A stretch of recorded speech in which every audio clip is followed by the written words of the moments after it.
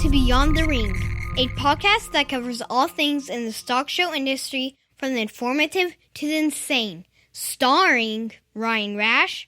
To those of you who watch my life and gossip, don't give up. There's multiple more seasons coming. And Dale Hummel. You show your true character by your acts when no one is looking. Now on with the show. Welcome to Beyond the Ring. This is Dale Hummel, along with co-star Ryan Rash. Hello, hello, hello. And by the way, before Dale says anything else, and to all my people out there, I just want y'all to know I got a lot of shit to say this week, so Dale's not going to get to talk much. So we're not going to have time for aliens or China. China! Oh, we have China is on the radar. China is on the radar. What part of this did I say you be silent, sir? No, not on the China silent part. And still. Silent and still. So I'm going to start out real quick. So first of all, I've had a terrible last 10 days in terms of travel. It's been awful. It's been crazy. I've never had so many flight delays, cancellations, and all this stuff. And I do want to give two very special shout outs to the South Dakota Spotlight and the Butler County Junior Fair for working with me. And even though it was not my fault I was late, because it would have been airline's fault, I appreciate them saying, you know what, we'll delay, we'll handle this at whatever, we just want you to be there. So I appreciate that.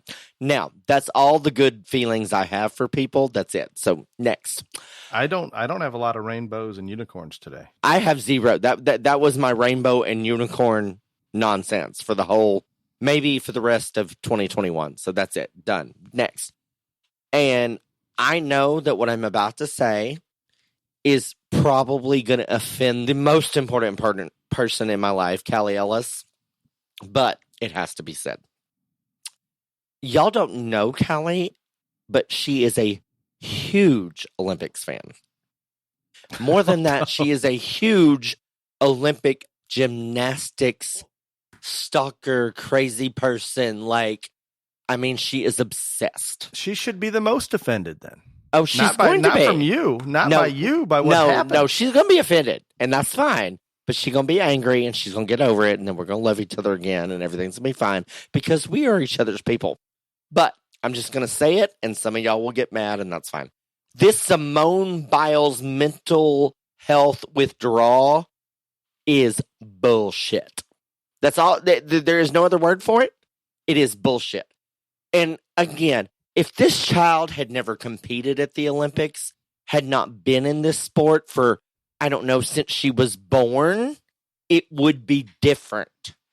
You don't go to your last Olympics, do all this, qualify for the event finals and the all around and all the events, and then say, you know what, my mental health is too precious and I can't do this anymore. No, buckle up and do what you're supposed to do, because there are people in the wings. And yes, I know they have alternates and they are there to fill in the spot if there is a real injury, not this type thing. And I know mental health issues are real and they are valid and people have them. I get it. I understand that. But when you have been in a sport or a hobby or a situation as long as she has, you don't buckle under pressure now. So no, I don't buy into it. I think she thinks she was scared she was going to get beat, and she quit, and I'll say it. But my problem with this whole issue is, yes, there are alternates. They'll probably still win team gold, all these other things, and that's fine. There is some child in America, not in Tokyo, that has worked her ass off since she could do a flip-flop, that didn't get to go to Tokyo to the Olympics because they were the next alternate in line for Simone Biles to get over there, spend a couple of weeks, and say, you know what? I can't handle it anymore. Dale, you can speak now. I cannot disagree with that. I don't know what she's going through, but my concern is even further, Ryan, and I'm using this as an example, but I think it has a lot to do with that generation. We just do what we want, and it doesn't really matter. Like, I remember she came on and there is no responsibility to anyone else other than yourself. And that is wrong. she made a comment that she's even a stronger competitor because she's willing just to step down. And that is the biggest amount of bullshit ever said. I don't remember the exact words, but it wasn't good. No. So I heard it too. I'm not even arguing that she maybe has an issue. I don't know. I'm not saying the child doesn't have an issue, but the child has been dealing with these issues. Yes, we should have probably more than half of her life. If she thought it was going to be that bad, say at the Olympic trials, you know what? I've had a good run. I've done well. I've accomplished things. I think that maybe I need to give this up because maybe my mental headspace isn't somewhere that it has been in the previous years. So there are other people that can do this. Don't get there and start and then quit. No, ma'am. No. Agreed. Maybe even just step out of the sport completely if you're having exactly. If the sport is causing those issues. She could have retired in glory years ago. She had not lost an all-around competition since 2013. I'm sure there's something that's tied to that's bothering her. Maybe it's the fact she's worried about getting beat. I don't know. Yeah, that would be the only thing. But if there's something that truly bothers her this much, she needs to step away from the sport at least for a while. And maybe should have done that prior to getting to Tokyo. That's the whole thing. Prior to taking the spot, getting there, competing, and then halfway in say, "Okay, I'm done." Do you not realize we have world issues to deal with rather than I got another issue that I'm going to talk about. Then you can do whatever the hell you want to. But I am over all of these Democrats saying that the reason that no one wants to get vaccinated is because of Trump. Trump is the reason the vaccine exists. Trump is the one that did Operation Warp Speed to get a vaccine. And let me tell you something. Trump and his whole family is vaccinated. So all you people saying that the reason nobody wants to get vaccinated is because of Trump, screw you. You're liars, you're delusional, and you just want to blame anyone other than the real problem. And the real problem is that and it's not a problem, that America is founded on freedom of choice. No, Trump has not made some, glowing commercial making people push them to get vaccinated. He created the vaccine. He made it available for all Americans. Did that. And now it is every individual American's choice on whether they want to be vaccinated or not. It is not their choice at this point with the mandates coming along. You're getting ahead of me here. It is a choice for everyone that is not a federal worker at this point. And there are some private businesses requiring it as well. Well, but okay. Would you just let me finish and then I'll get into that? We need the whole story here. What part of did I tell you to be silent and still this week? It has to be accurate. Okay. Anyway, it's a choice. Trump made the vaccine possible, all this stuff.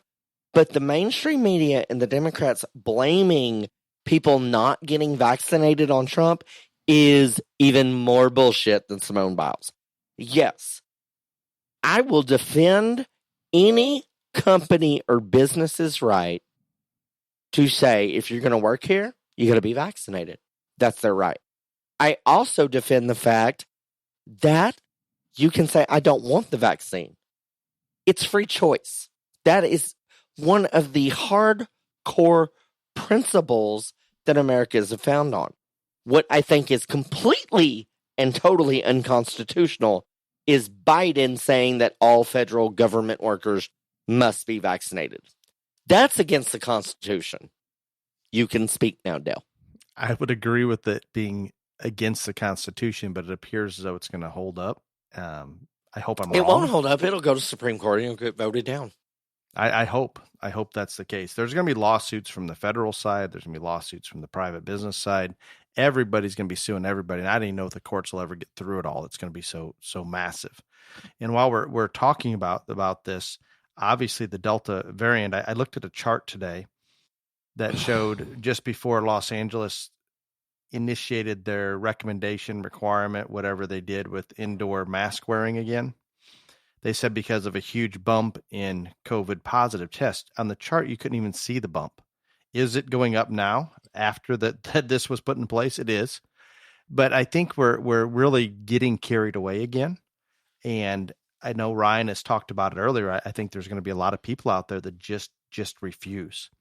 And I have no idea. I don't have nobody provides enough information to know where the Delta variant is, how serious it is. From what I can gather, very contagious. Can't argue that.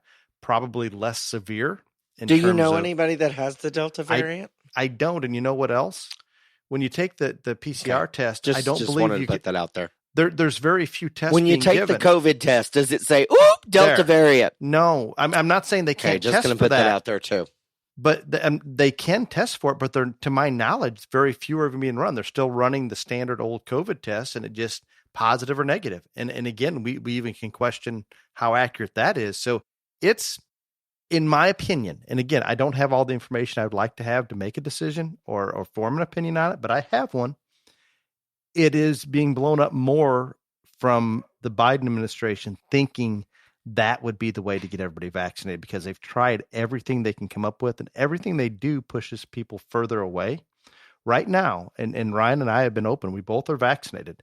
I'm not disappointed that I made that choice, because I do believe it was an informed choice. However, if I wasn't vaccinated trying to decide right now, I would not, on the sole reason that they are pushing it so hard. I feel like I'm missing something. I again will state for the record, and this is probably the third, I did this so I would keep my inheritance, because my mother was... Because you have worked so hard for it, remember? Duh! Yes. Spent a lot of years working on that trust fund. So yeah, I did it for that. And again, I thought I had to have it to fly. I'm not disappointed that I'm vaccinated, because I like... People At least it was your choice. You made I mean, a choice. I made a choice. It's fine, whatever. I mean, yeah, it was a little forced on me by my mother, but that's okay. But here's the whole thing. Like, people won't believe this, but I have people that I could bring on this or like whatever. Literally, the 2 times I got vaccinated, I didn't even bleed. And so the lady was like, "What is wrong with you? You're not bleeding." I didn't have any arm soreness. I had zero. Like, it didn't even affect me. I never got a Band-Aid for it. So it didn't affect me in any way whatsoever at all. So I have no problems with the fact that I'm vaccinated doubly, etc. I also have no problems with the fact that people don't want to be vaccinated and stand up against it. That is fine. I'm for you. I'm with you. Get after it. What I am not for is this president thinking he can put this mandate on federal workers. That is unconstitutional. It is stupid. It is an engrossed infringement on someone's personal rights.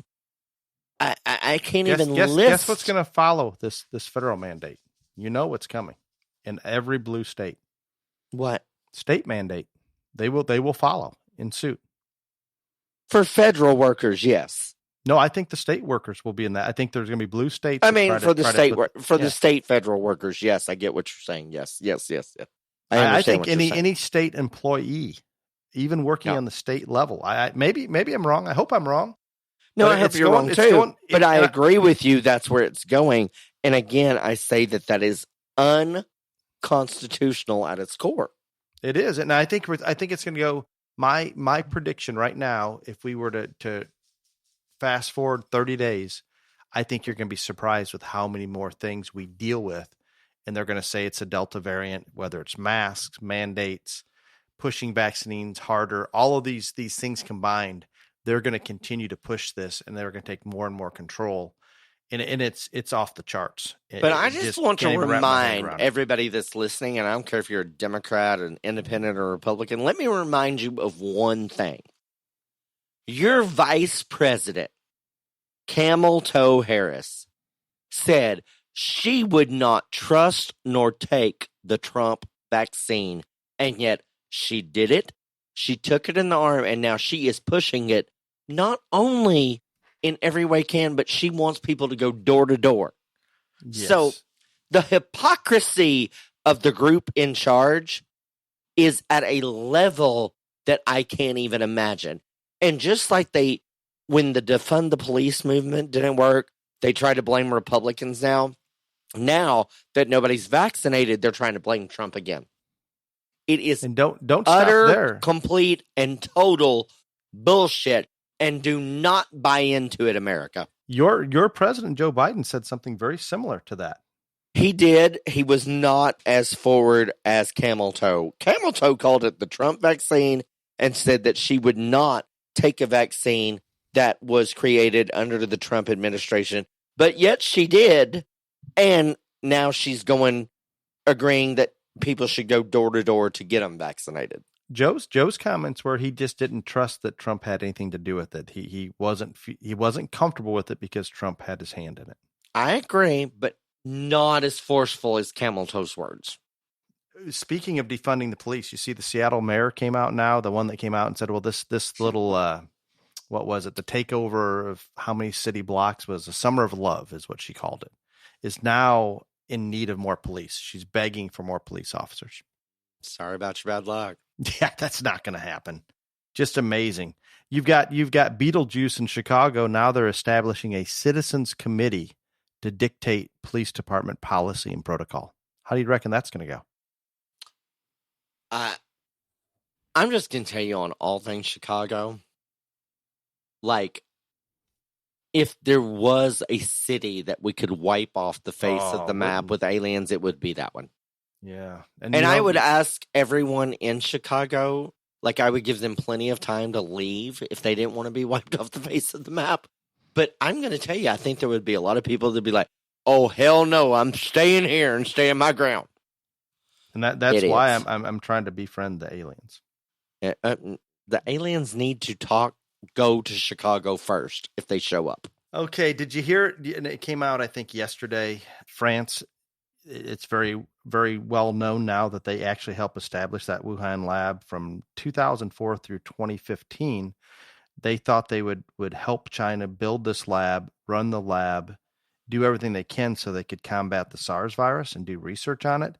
In 2017, they kicked France out. France throws up all these red flags that the U.S. is aware of and many others. But this is where transparency is in China.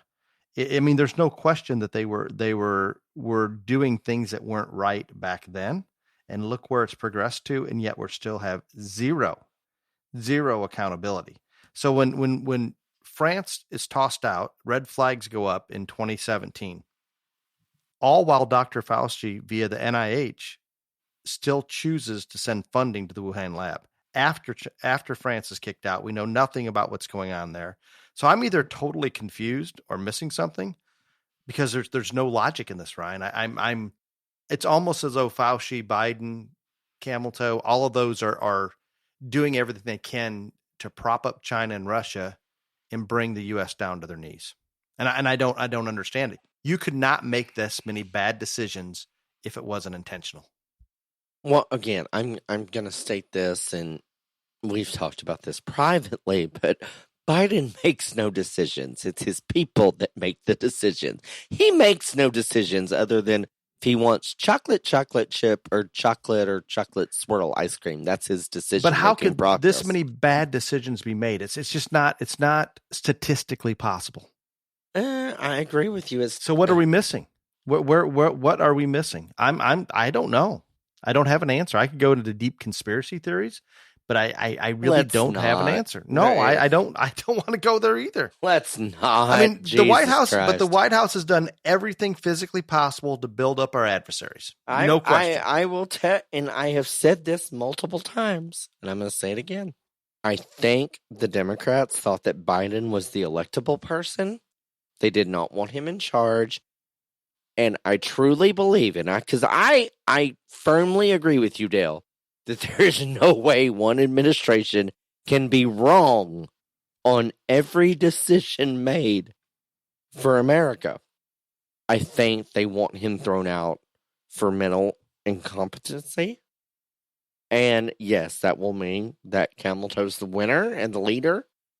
But That's the only thing that I can think, is that they know he was the one that was electable. She polled less than 1%.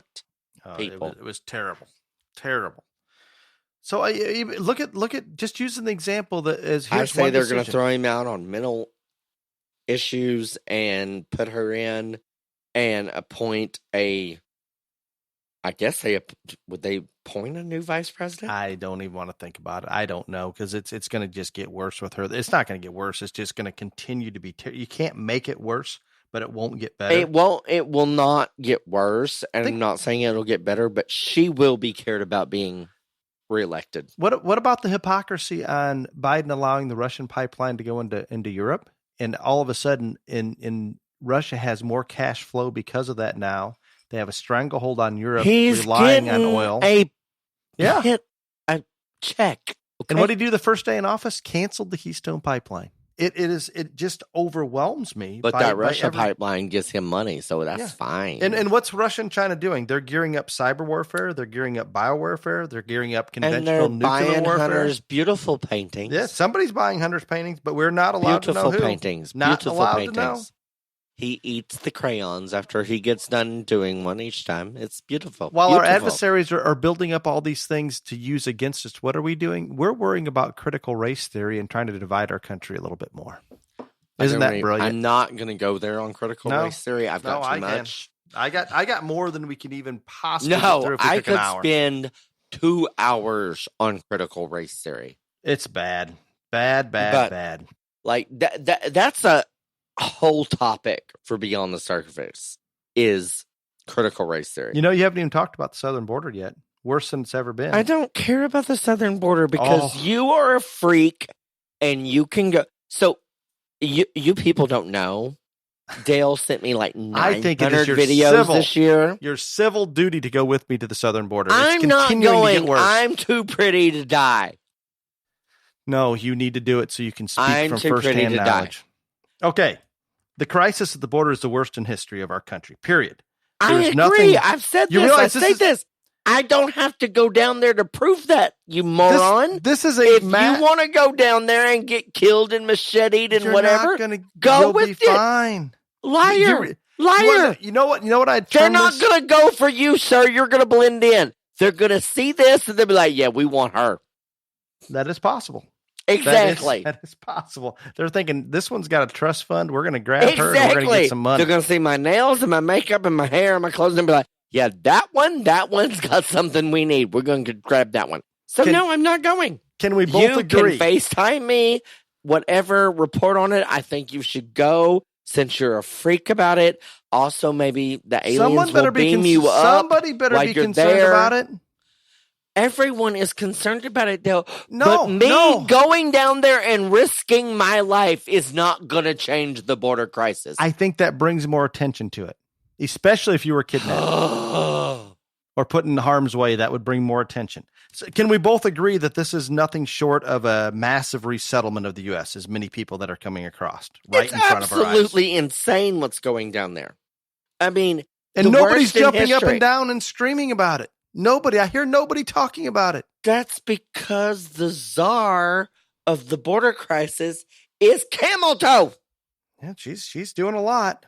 She is doing a lot. She was the one tapped to fix it. What part of this do you not understand, man? And does everybody realize we're putting these people on planes without a valid ID, shipping them all over the country, paying for that plane ticket?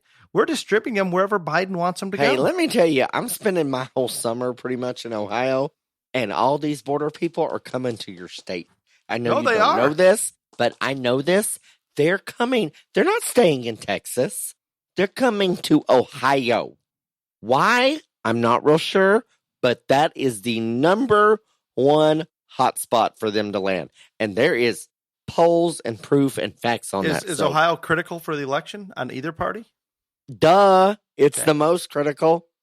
Okay, we're going way long, and I have more. So I have the best main topic ever. Well, but we're not say one other thing. We're not there yet. One other thing before then you can do your one other thing. But anyway, so back to these Olympics. You can't leave this poor girl alone, can you? No, I'm Okay. over Simone Biles and her mental I'm issues. not. I'm not over it. I'm not either, but anyway. So this Megan Rapinoe bitch that's on the U.S. women's soccer team with the lavender bad hair and all the this kneel other down shit. leader one. Yeah, she was like the initiative of the kneel down and like screw America and everything, whatever. Let me tell you how well she's performed. I'm not sure because I couldn't like figure it out in the little time that I had, but I'm pretty positive that if the U.S. didn't medal or is not expected to because of her poor ass team leadership. So good job, Megan Rapinoe, or whatever your damn name is. Yeah. Anyway, so I just wanted to point out the fact that karma is a bitch, and karma has affected the U.S. Olympic women's soccer team because of that dumb hooker. Next. That's not very nice. I don't care. I hate her. Okay, we know China's on a mission. And no one should dye their hair a color that's not one of God's colors. I don't care if it's lavender, blue, Okay, red. we're not talking about hair color. We're talking about China. I'm just saying. Oh, China! Mission to purchase farmland, semiconductors, rare minerals. They're doing everything they can. Oh, we didn't even talk about the billionaire that got shot up in a huge penis to go to space. No, we're not even talking about that. Oh, Okay. my God. How did we forget about the huge penis rocket that went to space? Next.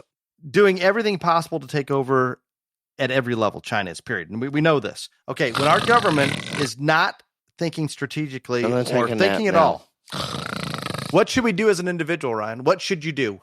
Or do you don't care? We don't. I'm so tired of you talking about China. What happens when the U.S. no longer exists in the way we know it? What will always exist? No, it won't. No. What happens until China or Russia's like literally nukes us? They're going to exist. And China's that crazy. I don't know if Russia is, but China is. Everybody's worried about North Korea. I'm worried about China. There is a way. There is a way to beat China. Oh, Trump whipped their ass for 4 years. Yes, he did. Now Trump can't do it right now, but we can as individuals. If if half the people in the country would not buy or make an effort to not buy Chinese, which would be difficult. From Taiwan, not China. I wish I could say that, but they're China now. They don't have a choice. They do not. So if you make your own choices up, but people out there listening, please, if at all possible, avoid it. Why continue to support you do know a country everything that we're out? recording on right now came from China? It may have. I hope not. It may have. Dude! I'm sure your colorful microphone has. Dude, Apple. Okay, we've got to keep going here.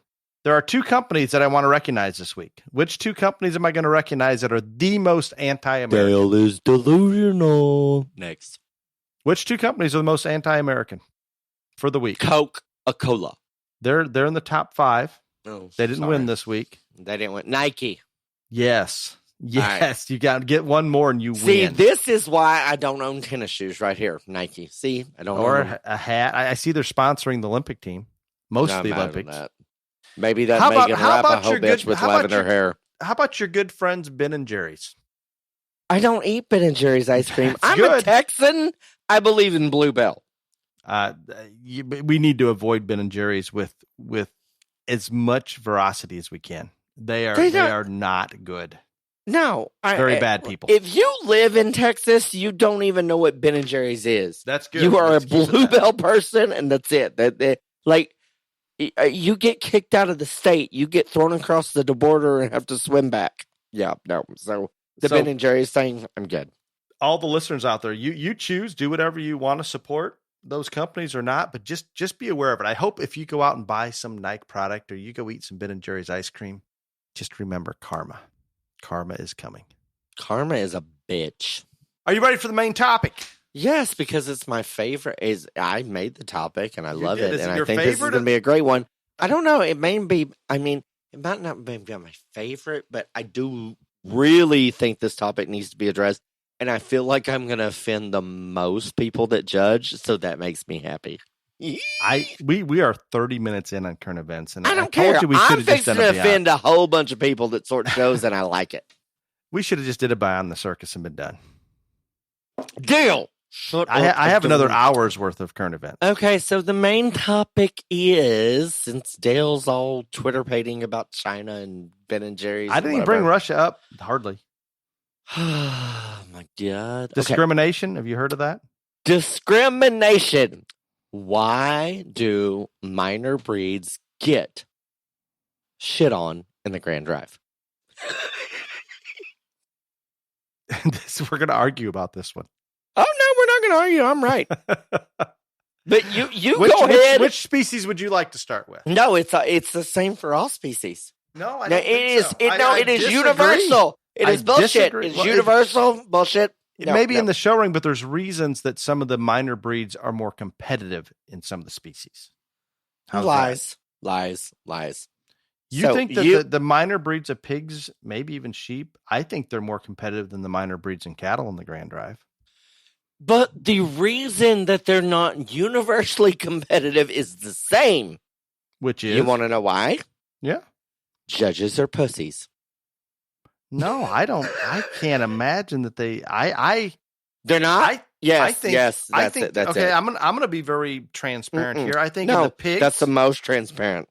No, why some of them actually look the part that you should justify using them is what I want to get at.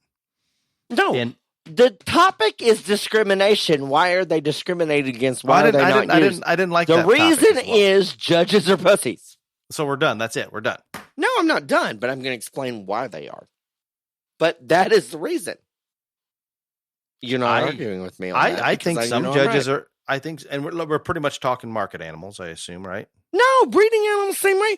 There's a grand overall drive in almost all shows, and it does not matter what species it is. Well, maybe we should define. And what is a minor breed? Yes. Why are they a minor breed? We should define that. Why are some called a minor breed? That's bullshit to start with. Every breed, okay. It's a minor breed because they have less registered numbers. That's very simple. That's such total bullshit. That's what it is. It has nothing to do with the show ring, though, because again, this is your form to function nonsense versus whatever.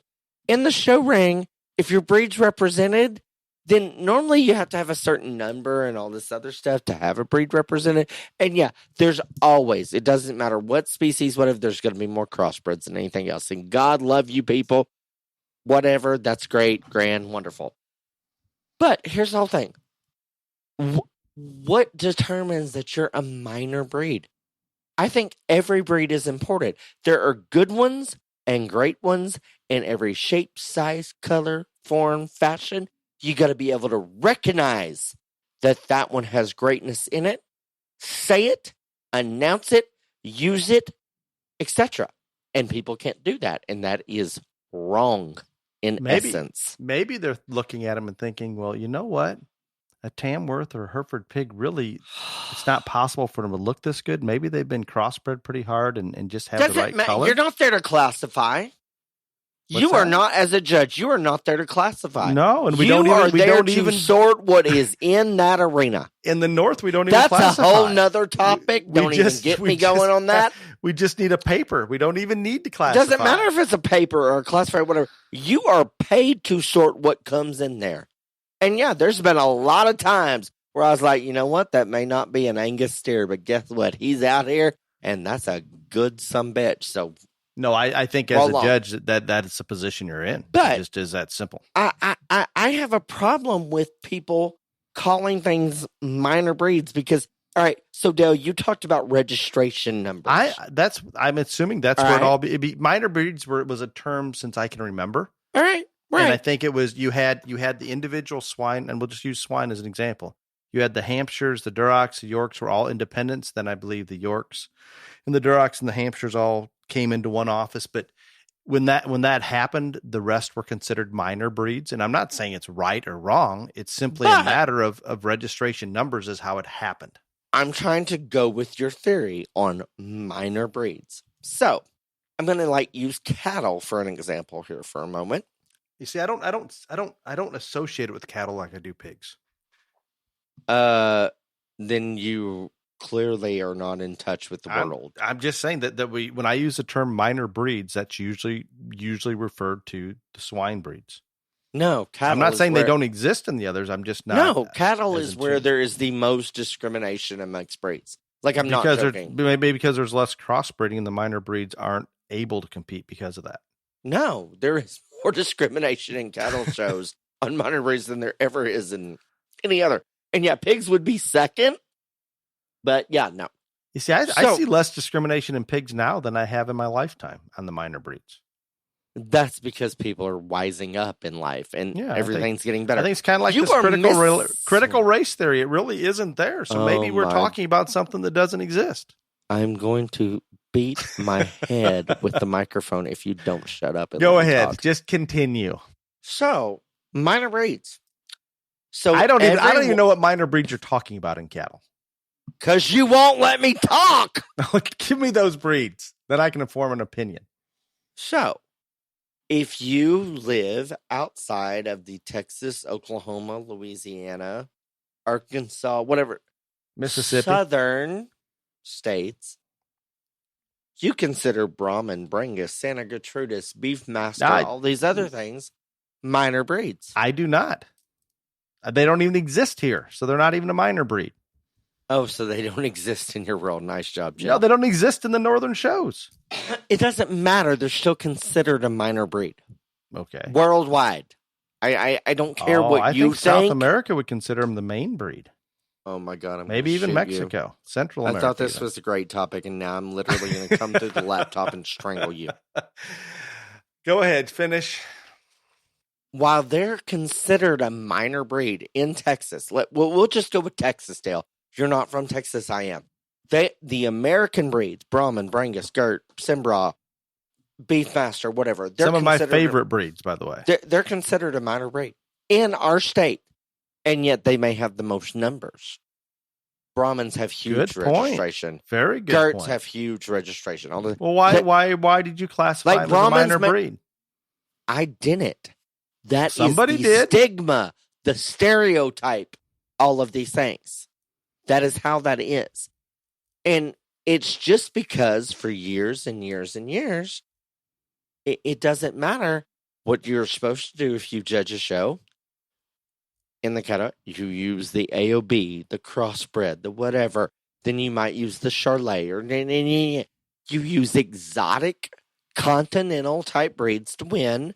And you don't, maybe a British, maybe a Hereford, maybe an Angus, maybe a Shorthorn. Those are possibilities. These others are not. Because people are not going to step outside of the box. They're not going to do something inventive, and they're not going to be unique. Or, most importantly, correct. Because if you are a sorter and you're out there in that ring, I tell people all the time when I'm judging shows, when I go to select a grand champion, there's 3 criteria. Which one looks the best that day? Which one for their breed would be the most competitive at a national show? And that's important. And if you are not competent enough as a sorter to know that that Shorthorn would be more competitive than that key steer if they were all together amongst the same cattle and breed genetics, then you don't need to be in the ring. And then finally, my third criteria is if I could take one of these home, which one I would, because I like to win the shows as much as I like to judge them. So yeah, there's a lot of times breed cattle, breed pigs, breed sheep, breed whatever, get up there because I look at it in a 3 criteria process, not just, oh, you know what? The crossbred's probably the best one that there is here today. So I'm going to be like the basic bitch like everybody else and use that one to win. You know what? You know what I didn't hear from you? What? Anything about how they fit into the industry in your criteria. Okay. That has nothing to do with what I was talking about. I would like to add some clarification. And I'm fixing to completely reject your nonsense. Right there. You have. Do you know the only? Do you know why those breeds are still in existence, Dale? regardless of species. You said they have the largest numbers registered. I think they're very viable. See, you just tried to be rude and bitch slap me, but the reason those breeds exist, whether it's a sheep or a pig or a cattle, the reason they exist is because they contribute something to that industry, and that's why they're still viable, and that's why they're still present. And regardless of the numbers that they have, whether it be 5,000 or 500,000, they still contribute to that specific species industry, and that's why there still is a... When you say industry, you mean the show ring industry or the commercial industry? Either or, Dale. Well, I think in your pig world, you have nothing. They're contributing nothing to speak of to the commercial industry at all. They're contributing to keeping those breeds alive in the show ring. Either or, Dale. And the Brahmins are going to survive because of a commercial world, irregardless of the show ring, correct? Either or, Dale. Fair enough. The question that I wanted to ask, I have a question, and I think you hit on it. I think you've already acknowledged the reason that you think there's discrimination. I'm not arguing that there isn't discrimination. Yes, you are. Yes, no, I don't. Pretty much you are. No, there's definitely is. I don't think that I think people here's the heart of it. You made the comment that, and I respect this, and I think a lot of judges do this, or at least try to do this. You talked about how they're going to compete within their breed at a junior national or where nobody considers that. Nobody. Well, there are some people that do. Very few. Okay. So with that said, I think that's the heart of it, Ryan, and you already identified it.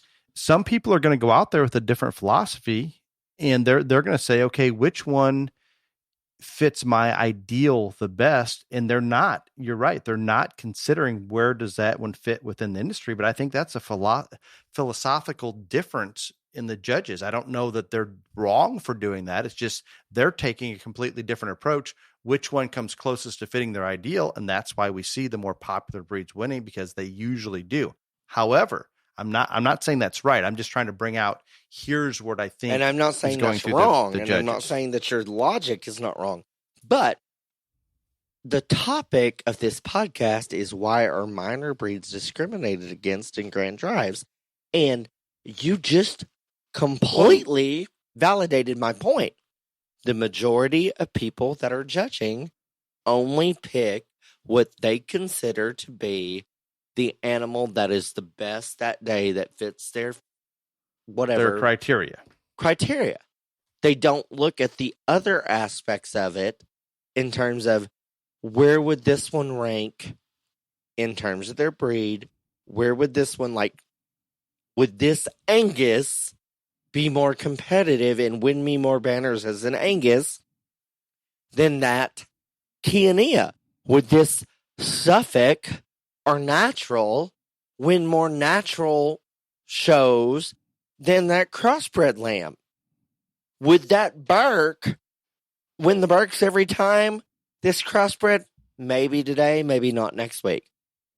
And so that is the point. And I'm not saying that my train of thought or my process in picking an overall is right, because just like we said last week, judging is an opinion.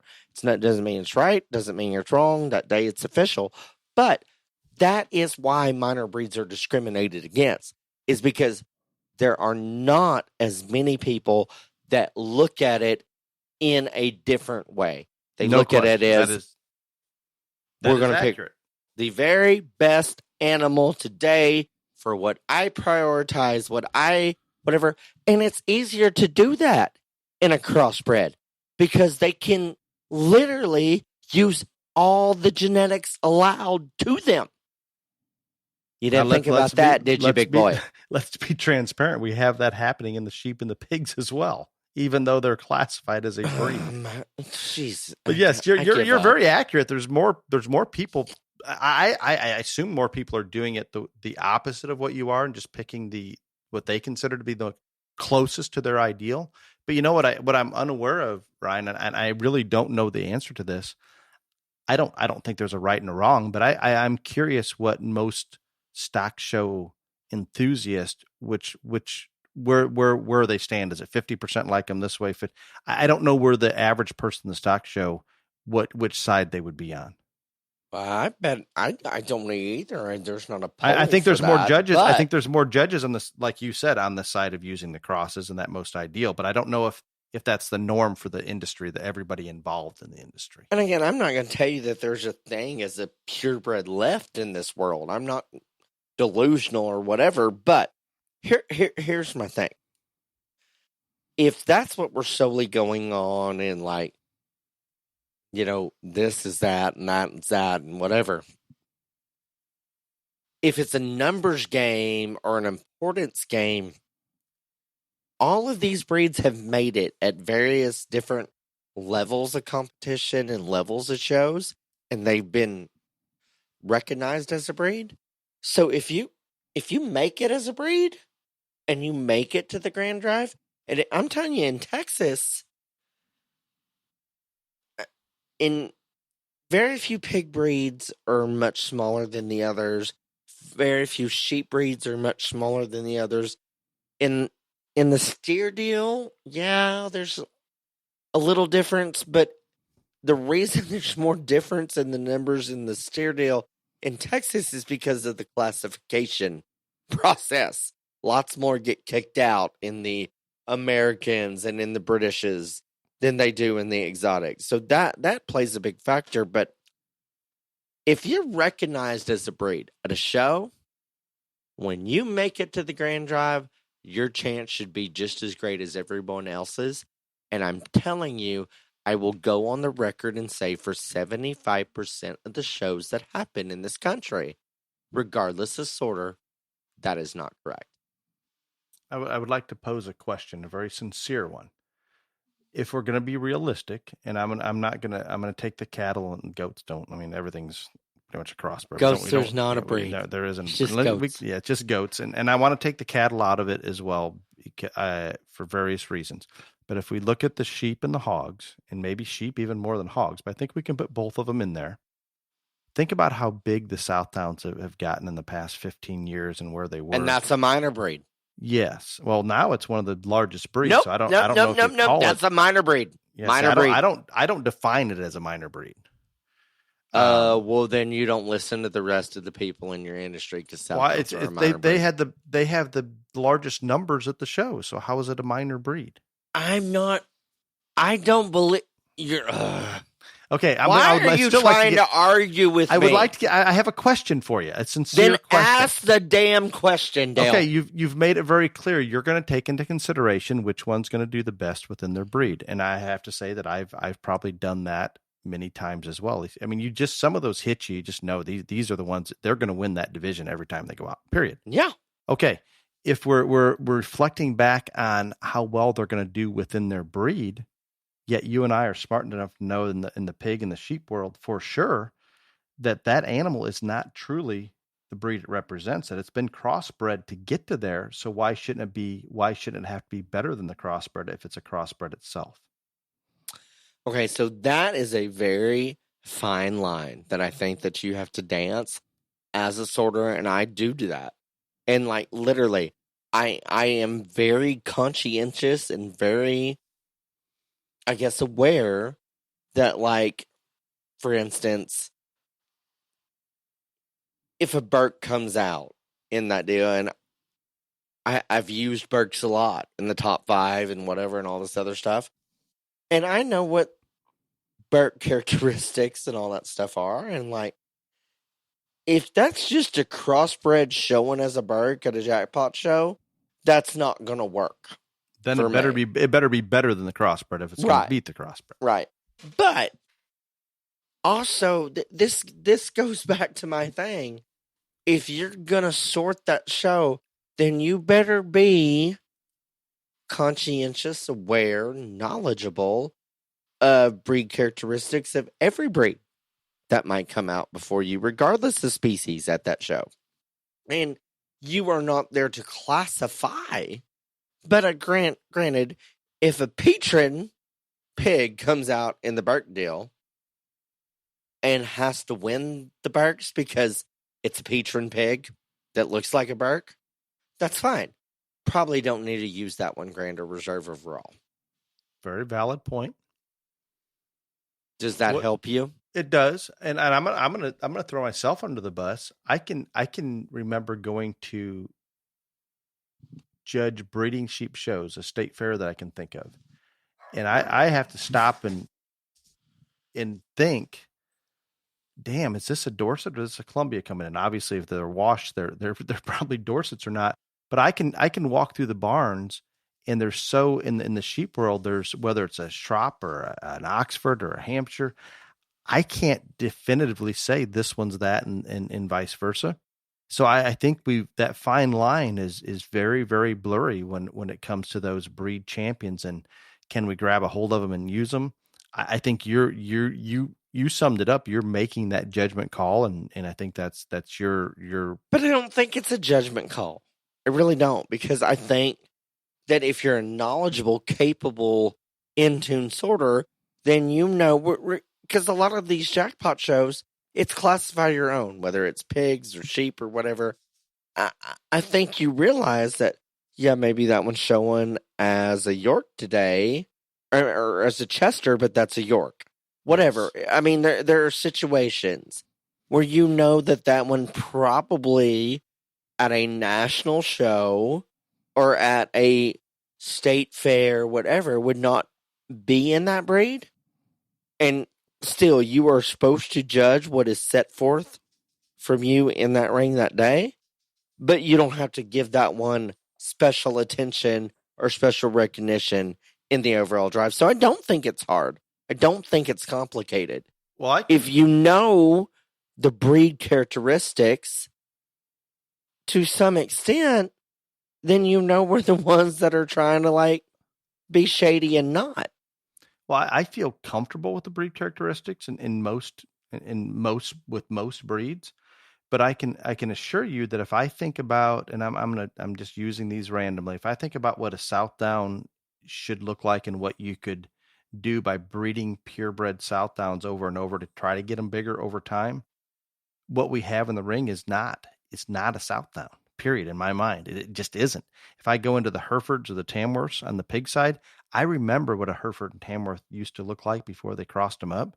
And we are so far from that for me, it's hard for my line is going to be different than yours, because I'm going to say, no, these guys are probably quite a bit more of something else than they are what they're represented. So I think there's going to be variation there. I like the thought I like the concept that you're talking about and exactly what you do. Which one's going to go out and win the most in that division every single time, especially if you've got a crossbred that may win this week, but probably not next week if just a little bit better one comes. But I'm afraid where I draw that line in some of the breeds, and unfortunately it's the ones I'm more familiar with, I'm going to be harder on, because I'm just going to call bullshit. That one's not even close. That's not possible, I guess is what I'm getting at. And I don't want to do that, but it's subconsciously going to be there. And then I'm going to say that you're wrong, and that's fine. But I will say this was my topic, and I believe that it exists and it's real, and it doesn't matter whether it is sheep, pigs, or cattle. I think that the majority of sorters are scared to use what they consider a minor breed. And it doesn't matter if you're in Texas, or Oklahoma, or a Yankee. In cattle, yeah, Angus. We can always use an Angus. We can always use a crossbred. Maybe, I don't know, Red Angus? That may be the national champion Red Angus standing out there for you, but you're like, we'll put that fourth. I think people are scared because they are afraid of what people are going to think of them when they do something different than the norm. And that is, I have fought that my whole life. And so if you do something different than what 95% of the other people do, then you're going to be judged, or you're going to be talked about. And that's okay. Back up your reasoning. Say why it happened. Why do that? I used a Tamworth in the top 5 of this county fair that I'm judging this week. And that thing deserved to be there. I'm going to text you what a true Tamworth should look like. Dale, I judge way more pig shows than you, I know, but I'm telling you, do you realize that was probably not a purebred Tamworth? It was a Tamworth in the ring at the county fair that I sorted. And it may have been a Tamworth. If it was, It had true Tamworth purebred qualities. Tamworth, It had Tamworth Okay. qualities, I promise you. Oh my. So I'm going to go a step further. Remember we talked about, it was the last episode, everybody has opinions. And Yeah. they're based on, And that's on life. fine. Yes, no, just wait. Time out. They're based on Really your don't life like you. experiences. Because of your situation and your life experiences, I think you're imposing this discrimination harder on the fact that they're afraid No. to use something different versus the fact that I think that maybe, Oh. and there are some that are that way. I don't know the percentages, but I think there are a lot of them that just have that ideal we talked about, that they don't care what it is. They want the one that comes closest to their ideal in their mind. So And I think would you say have that you're wrong. several segments there. I think there's as many people that have that philosophy as are that are afraid to use them. I'm not saying there aren't people out there afraid to use a minor breed or whatever you want to I term think them. people are scared. But I think some people just they're not scared. They're not even considering it because usually If They're- you're not they're not even gonna meet their- considering them, then you're scared. Yes. if what I'm saying, if they're not considered because they're not, let's say that Tamworth versus a crossbred and you've got a real competitive show, more times than not, that crossbred is going to be closer to their ideal. And that's the reason they're doing it, not because they're scared to use a Tamworth. I'm not saying there aren't people that aren't scared. Let's talk about that right there. Let's go deeper right there. Yes, Tamworth was 5th overall. Am I not? I am saying that crossbred was equally or better a pig than that Tamworth that I used 5th overall. But for a Tamworth, that Tamworth was uniquely more special than that crossbred was. That could have been 5th overall. I can see that. That's Okay. perfectly logical. That right there is what I'm talking about. And that right there is what I'm telling you. 90% of the people that sort shows don't even take into consideration. And that is bullshit. And that is discrimination. Now, out of clarity, was the crossbred that reserve? I don't know. I'm assuming you had a crossbred above. That was a reserve division. It was the champion Tamworth to a reserve division crossbred. Those are two that you were looking at for 5th. For basically. 5th overall. Okay, Yep. if you called them both, just painted them crossbred both, would the crossbred be better or no? Yeah, there's no doubt. Okay. So that proves that you're very much sticking to what you're saying. Hold on. The crossbred would be better. I'm not saying there was no doubt. But yes, the crossbred had probably more positive swinging in that direction than Tamworth, but there were trade-offs between the two. It wasn't like everything on the crossbred was better, because if everything on the crossbred would have been better, I wouldn't have used the Tamworth. But if you put them on the even playing field as far as No, and that holds true to what you're saying, and I'm good with that. I'm kind of taking the other side of it just so we can have a discussion here.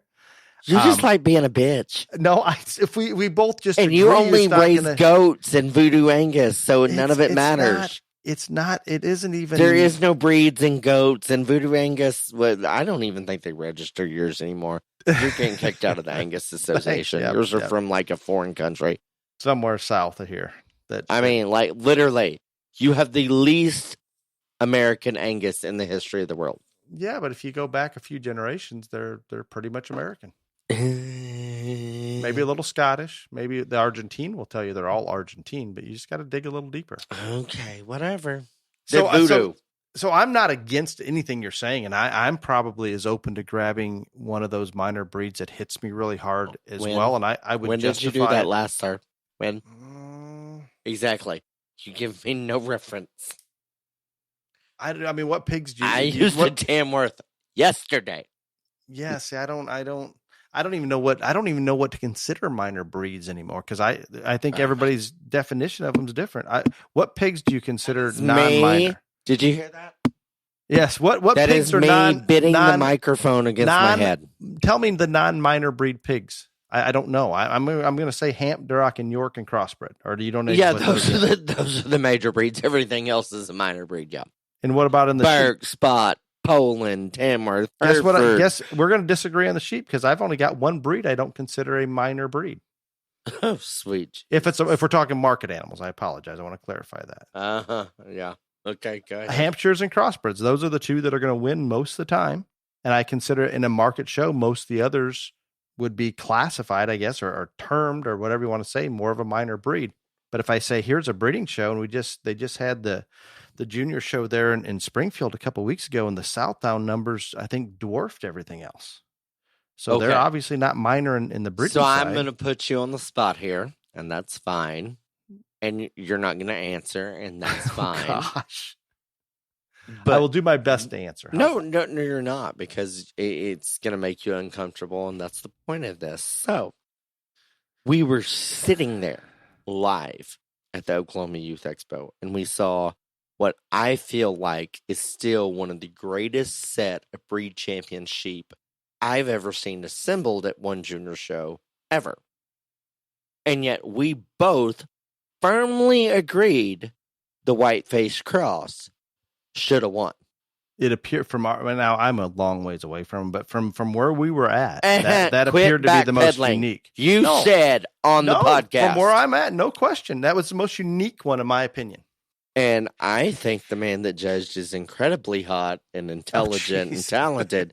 And I'm going to say he discriminated against that white-faced sheep. I don't remember. Did they do? They did a top 30 or something? Do you remember top where they 5? And he didn't make it. He didn't make it. I didn't remember where he top 3. They do a top sale 3. order, Top 3. So. Top 3. They had gold, silver, and bronze. Sorry, top 3. He didn't make it. But they continue. They go all the way like 30 or 40. Oh yeah, I don't know where he fell in that order, but yeah. No, and again, we were, I don't know, 50 yards away. He's very, don't very care. Oh, I do. I don't want to. Yeah, I didn't have my hands on him, but I didn't need to. Well, I'm the one that's not afraid to go handle a fat heifer. Remember? Oh yeah, that's right. That's a humble. You almost forgot about that thing. You handle fat heifers. You handle pigs. I don't know. I haven't handled any pigs recently in the ring, but I might do it just to get a rise out of you. I think you should. Your nephew would be the most excited, and I love him. So I mean, we didn't talk about goats at all. We kind of focused. Well, there's no reason to talk about goats in this because it doesn't exist. You can bring in the Nigerian dwarfs and the pygmies. I was at tomorrow. We're not talking about them. And you know what? Some of the shows I go to, they bring them back in for that overall. So, and I'm going to tell you right now, I've discriminated against them. But I saw a pygmy goat. And I'm just going to tell you tomorrow, I'm not going to discriminate against him because I've never judged a pygmy or a Nigerian or a dairy goat in my life, and I'm going to have to do it tomorrow. And I've explained to the show management I have no background. What happens if the champion pygmy goat at the national show comes in there and you don't use them? You're discriminating. Okay, as I told these people when I got here, and they told me, I'm very honest. I am not an award-winning dairy cattle judge. I have done dairy feeder steers more times than I can remember. I have judged some dairy cattle shows in the female side, etc. I have never judged dairy goats or pygmy or Nigerians and all that. They're like, oh, it'll be fine. I was like, no, it won't be fine. Because I have no background, no education, no experience in this. So, no, it won't be fine. Maybe there's only one family showing us that. Maybe that's and what they're talking about. I literally told them at this fair, I said, I would rather give up my pay for the entire day and y'all bring in someone else that knows what they're doing to judge this. And I'll just judge like the boars and the other goats and whatever, and y'all just pay them. They decided not to do that, so whatever. So I will tell you were not happy about that, were you? No, I mean I'm not super, because I do not believe that I should be out there because I don't. Yes, I can judge all livestock. I'm just hoping there's not very many in there, but I have no background and no knowledge of what makes a great pygmy, what makes a great dairy goat, whatever. Structure, muscle, all those things, regardless, are universal. So yeah, I can sort them, but in terms of a priority list for what that group of livestock enthusiasts is looking for, probably not going to be similar to them. And I'm going to give you just a little bit of guidance from my own personal experience. I think we talked about this before. In college, I got thrown into a pygmy. I've never done this before, so I don't think we talked about this before. No, You said I Tara got had to do it, and she was real happy. I had to do it when I was a senior, probably in college. I didn't know that I was supposed to judge them, kind of like where you're at. I'm doing a county show, and they asked me to do all the species. I get done, I'm ready to leave, and they're bringing in these pygmy goats, and this was one of the shows. I think that the day before or after was a sanctioned show, so they had 60, 78. They had a lot of them. And I sorted those things, Ryan, and I was nervous. I had no idea I what I will was not doing. be nervous, but I also will not. I mean, because You want to know what I reverted back to? I was so structure, muscle, look. No, that'd have been great if I'd have done that. That would have been today if I had to do it. But when I was a senior in high school and not thinking, oh shit. Oh, you just picked the biggest one. I did. I talked and about it was crows. a dwarf goat thing. Yep, that is what I did. Oh God, that would. How do you think that went over? Oh, that would have been horrible. At least I can admit to it, right? Yeah, I never. I figured it out on my walk. That's funny. My walk from the ring to the car that day, it hit me. Oh, that's shit funny. Moment. Yeah, it's like, really I know not the good. mini Hereford craze isn't huge in all the states. I mean, it's pretty big, but like 5 years ago, it wasn't that big. It's grown exponentially, but I'll never forget where at Houston, at one of the very first open mini Hereford shows, and this guy gets on the mic, and there is this bad ass mini heifer, but she's mini. And like, she's literally probably 100 pounds lighter than everything else. And there was like 15 in this class. It wasn't like there was 2 or 3 or whatever. It's like, this is a very hard decision for me because, like, I know this one's the best one, but she's not nearly as high performing, nearly as big as the other ones. But can you beat a mini Hereford for being too many? And I literally just rolled in the stands and died. I mean, it was the greatest thing ever. So yeah, I get what you're saying, Dale. Maybe he had some form. Maybe it was my form to function coming out in those pygmies. You think? Maybe. I don't know. Good luck to the pygmy and the dairy and the Nigerian dwarf. I saw a pygmy goat at a little jackpot show we're at. And I just want everybody to know that I said this was not a good idea. I did not need to do it. I would do it. I offered to give up my pay for someone else to sort them, and I would sort the market goats and the board goats for free. Will you make a commitment now for us? Will you at least get a backdrop picture of your champion pygmy, and we can post it on Beyond the Ring? Not doing that. No. Oh, this has been a good discussion, don't you think? Even though I have to take the side that you don't want, I don't ever get to choose what side. Because you're wrong. I don't even have an opinion on this. I don't. Wrong. I can see somebody using a crossbred because it's all most ideal. Of my minor breed people, regardless of species, y'all stand strong. You comment, you post, you like, you share, and you say, "By God, our shit's as good as a crossbred," and Dale is wrong. That's what you do. Remember, I don't have an opinion. I'm not saying I don't have an opinion on it. You don't have an opinion because all you do is breed crossbred goats. Yes, they are. They are very. There is no breed. Which I believe there's even a little pygmy in there, probably. Oh, sweet Jesus, help me. So hopefully that goes well for you tomorrow. It will. We have to proceed on to question and answer. Oh, great. We have. Can I go back to sleep now? You can. Matt gives us the first question. I think we've addressed this before to a certain degree. I know we have, actually. In showmanship, how important is knowledge of the commercial industry for juniors? None. Exactly. I knew that was coming. 0. Let me finish the question, though. They have an example. None. My wife and I were sorting a showmanship. At the end of the top 2 were at the end. They're saying the top 2 were equivalent in their mechanics and pig presentation. So we asked the biggest problem in the swine industry. The young man said structure. The young lady said African swine fever.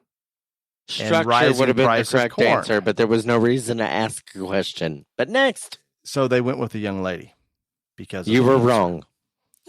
I don't oppose to people asking questions in showmanship. Everybody has their own opinion to do that. I have migrated to not asking questions, but I don't. Because you have come to my side of thinking on things. I think because we've distanced ourselves so far from the commercial world, I have a harder time expecting them to have knowledge. I wish they all did. I think they would be better stock people for it, but They I'm have going to quiz leave that bowls alone. at the NJSA for that bullshit. They do have skillathons. And I think are you ready for question 2? Are you done with that? Are you done? Great. Are you done? Did you answer that question? I know I'm not done yet because you won't let me answer. Don't ask questions. Again, if you want to ask questions, that's fine. There are tons of people that do a great job judging showmanship that ask questions, and they have every right to. But that is a hard. You can't ask one person that question and they come up with that answer, and then the next person come up with that. That's hard to split. That would be difficult because what the homeboy said structure, that's real world stock show pig stuff. What she's saying is relevant too. And so, yeah, I guess that if you're going to ask questions, I would They did clarify swine industry. Didn't necessarily right. No, I'm not saying it wasn't a bad question. I'm just saying you're going to get so many different answers and opinions. I think that if you're going to ask questions in showmanship to break a tie, is what I'm saying. I think that you would try to find a question that has more of a right or wrong answer and not something that could be right on multiple levels, because there's nothing wrong with his answer and there's nothing wrong with her answer. Very good. Are you ready for Nikki? Sure. I have a question. Duh. It was brought up at our county fair, and I think I don't know, maybe we've addressed this one in a certain degree. County fair. Yeah, it's a county fair.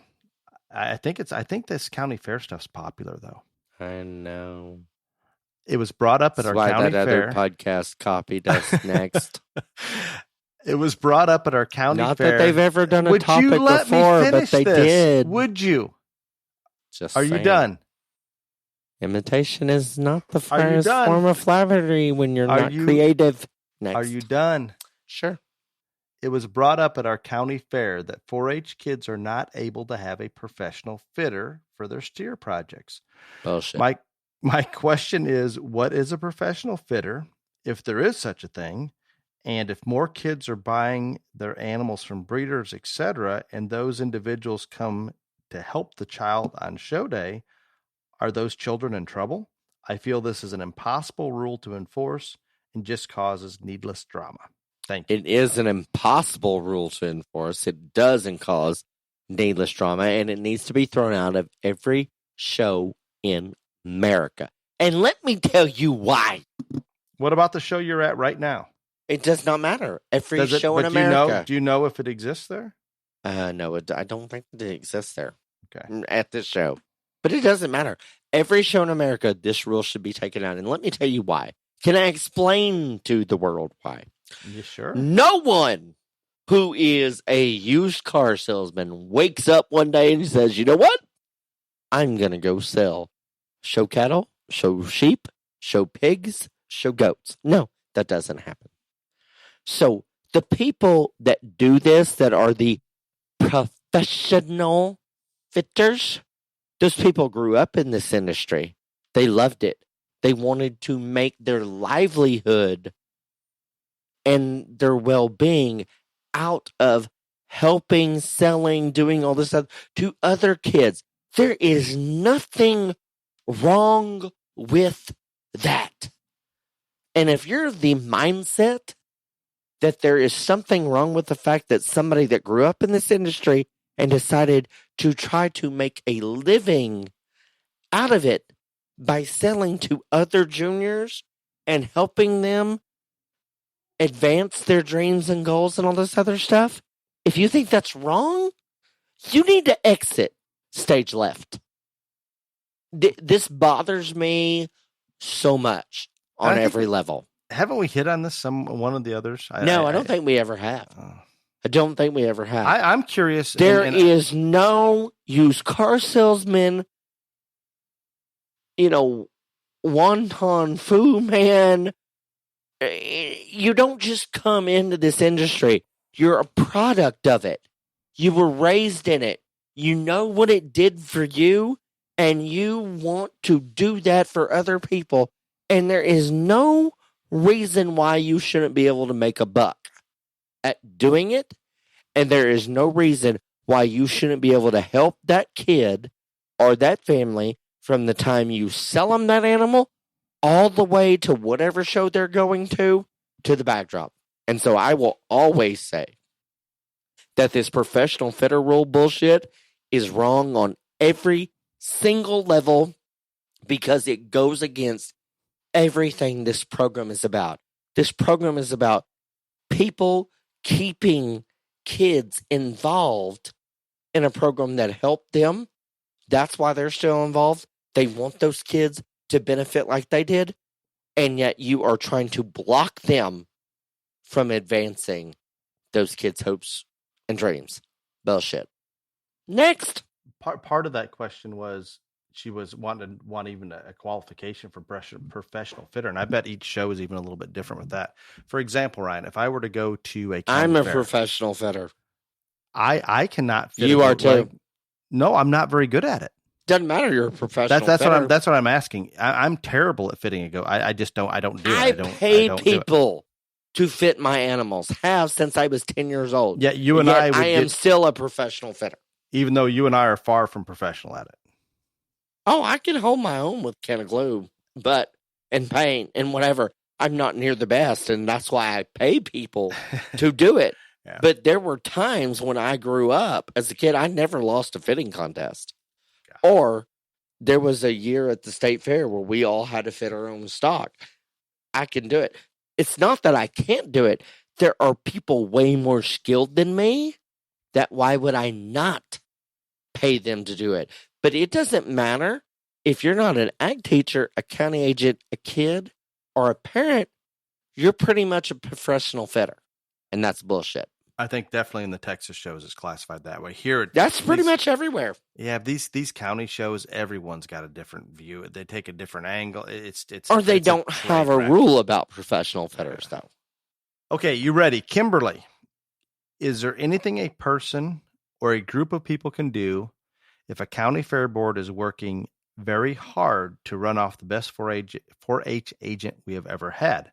Our agent is young and wants to add things for the kids to the fair, like fitting contests, skillathon activities, and 4-H night for the kids. And the fair board is shutting him down at every turn. We have elections, but they run an election like CNN. What can we do? I will say again that the only thing that you can do is make every person that agrees with your opinion on this 4-H agent that seems to be doing a great job and trying to be innovative and creative and think outside of the box, make every single one of those parents go to that board and tell them their positive view of that person. When they have those fair board meetings, make noise. Speak your opinion. Say, hey, XYZ is doing a great job. This person wanted to implement this, do this, do this. None of this has happened before. And yes, even though the CNN elections may be rigged, still run. Because you can't implement change if you sit on the sidelines. So you could say that they're rigged and whatever, and that CNN does them, and that's fine. I get it. I understand that. But if you still keep yourself out of it and don't put yourself forward and say, you know what, I'm going to run against you and I want to be on this board because I want to make a positive change, then you're not doing all that you can do. Agreed. Completely. We can't just give up. Ryan, I think it was a very good discussion today, even though I always have to take whatever side you don't want. And you're wrong. Well, I'm not going to argue with that because I don't think there's a right or wrong on this one. You're wrong. I appreciate all those out there that are listening and give us positive feedback. Please continue to do so. Thank you for that. You have missed the biggest thing of the entire week. That should have been in current events. Very upset with you. Well, bring it. We have time. This is the longest podcast in history. But yeah, I'm going to bring this up. But anyway, I'm very, very angry with you, Dale. Very disappointed in you. My. Do you know what is happening on Friday of this week? Do you know, sir? Oh, I'm going to... Can I just avoid the question? Do you know what's happening? Will you be in Ohio? I will be. Jeez. And what is happening you're in gonna go with- Ohio? I don't think it's very good. What is happening in Ohio on You're going to Friday? name a crossbred gilt champion. I am, and this is the What about first time. What about the minor breeds? It's just crossbred gilts. I don't have a choice of the minor breeds. It does not matter. Maybe one of them will look like a Berkshire or Tamworth for you. You can grab right a hold. The point. Go ahead. This is the first time in how could history I miss this? the gay has got to sort at the state fair, and it has not been a moo cow. And I am the most excited and so pumped. And I've got a judging partner, and I hope that goes great. And I look forward to working with that guy. But I have never been so excited to be at a state fair in my life, because this is the first time I get to sort a species at a state fair that's not cattle. And so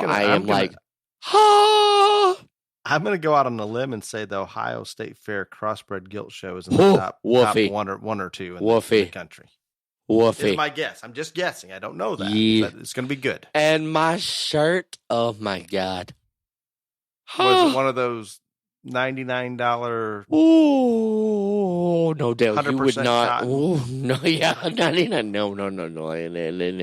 Like, this shirt is way expensive even for me.